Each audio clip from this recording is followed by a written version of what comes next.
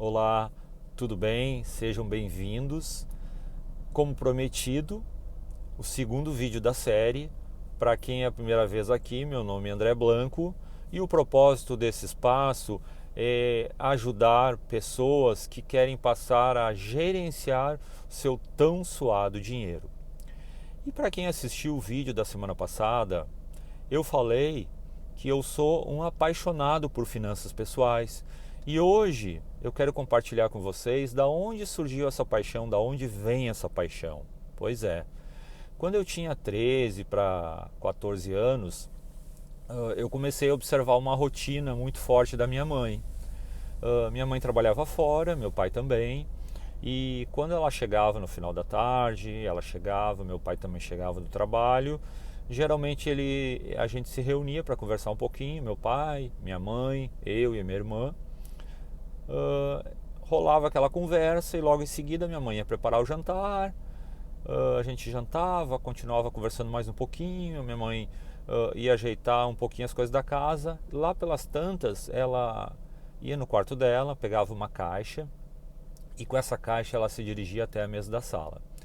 E ali ela sentava e começava a tirar daquela caixa um caderno preto, se eu não me engano era um caderno preto de capa dura, caneta, lápis, borracha, régua, calculadora e muitos papéis. E ali ela começava, calculava para cá, calculava para lá, anotava para cá, anotava para lá, rasgava alguns papéis, fazia mais algumas anotações e aquilo começou a me despertar um certo interesse.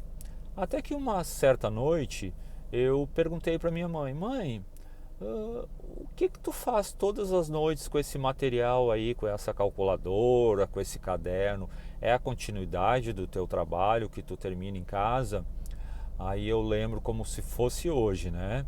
Ela olhou bem nos meus olhos e disse: Não, meu filho, o que eu faço aqui é o gerenciamento do nosso dinheiro. Eu digo assim: gerenciamento do dinheiro? Que gerenciamento, mãe? Lembra, filho, que a mamãe já falou contigo, que o papai e a mamãe trabalham para poder sustentar a casa, né? Para poder trazer comida para dentro de casa, para poder pagar o aluguel, para poder pagar a conta de energia, de água, comprar roupa para vocês. Lembra, às vezes que tu me pede um presente, a mamãe sempre te responde que ela vai avaliar se pode ou se não pode. Quando eu estou fazendo esse trabalho aqui, eu estou avaliando realmente se eu vou poder te dar aquele presente ou não. Aí aquilo ficou na minha cabeça, eu digo, puxa vida, que coisa muito interessante, né? E aí começou a passar o tempo e eu comecei a acompanhar a minha mãe durante a noite. Comecei a ajudá-la, às vezes ela pedia para mim fazer alguns cálculos, às vezes para fazer algumas anotações, enfim, eu ia sempre ajudando de alguma forma. E aquilo começou a fazer parte da minha rotina, do meu cotidiano. E eu lembro que logo em seguida, quando eu tinha 16 anos, eu comecei a trabalhar muito cedo.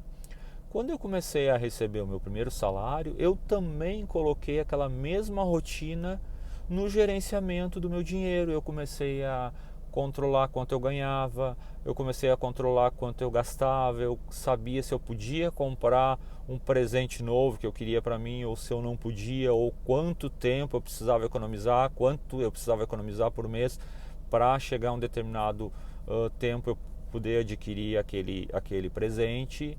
E, enfim, essa rotina, esse gosto por esse gerenciamento, por esse controle financeiro, me acompanhou e me acompanha até hoje na minha vida, sabe? Então eu devo muito à minha mãe por ter esse gosto de gerenciar o nosso tão suado dinheiro, por ter esse gosto de gerenciar minhas finanças pessoais com eficiência, com eficácia.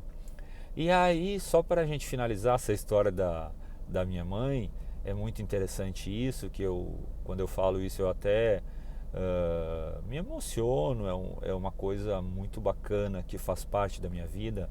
Hoje a minha mãe tem 75 anos, o meu pai tem 81 e a minha mãe todas as noites continua fazendo o controle financeiro da casa. Ela continua fazendo com o mesmo caderno, com as mesmas ferramentas. Ela não usa computador, mas ela segue essa rotina diariamente. Então aqui eu estou trazendo um exemplo para vocês de como é importante tomarmos conta, gerenciarmos o nosso dinheiro. É lógico, eu estou trazendo aqui um exemplo positivo. Muita gente sabe que existe aí exemplos negativos, né? Que pessoas que não tiveram esse mesmo exemplo positivo que eu tive na vida. Tem pessoas que os pais, quando vão falar de dinheiro, sempre existe emoções negativas envolvidas naquela relação de dinheiro, existem discórdias, existem brigas. Então isso muitas vezes as pessoas acabam levando para a sua vida como uma forma negativa de lidar com dinheiro. Então eu estou trazendo tudo isso à tona até para dar um spoiler aqui para vocês, que o próximo vídeo, na próxima semana, eu quero trazer aqui o assunto das crenças. O que são crenças e principalmente aquelas crenças relacionadas especificamente ao dinheiro, que elas têm um poder muito grande nas nossas vidas. Vou finalizando por aqui. Muito obrigado. Gratidão mais uma vez por esse momento e até o nosso próximo vídeo. Tchau!